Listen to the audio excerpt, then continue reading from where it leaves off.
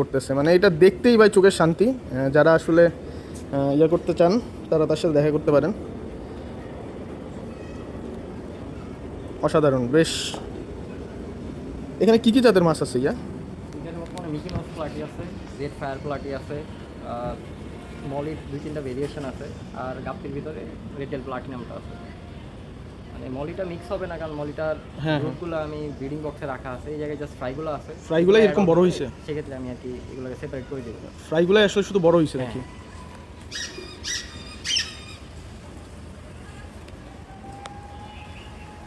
প্রিয় দর্শক দেখতে পাচ্ছেন, অসাধারণ অসাধারণ আসলে। মাত্র আসলে এখান থেকে আচ্ছা, এই এত বড় ইয়াতে যে ফ্রাই দিছো, এটা তোমার আসলে জায়গাগুলো নষ্ট করতেছে না? জায়গা নষ্ট হচ্ছে না ভাই, কারণ পড়েই আছে, পড়ে থাকার চেয়ে না পড়ে থাকার চেয়ে বড় কথা, আমার এই ফ্রাইগুলো যদি আমি একটা ড্রামে বা একটা অ্যাকোয়ারিয়ামে করতে যেতাম, সেক্ষেত্রে এই সাইজটা আসতে হয়তো অনেক সময় 1.5 লাগতো। মাস লেগে যেত। আচ্ছা আচ্ছা। এখানে আমার এটা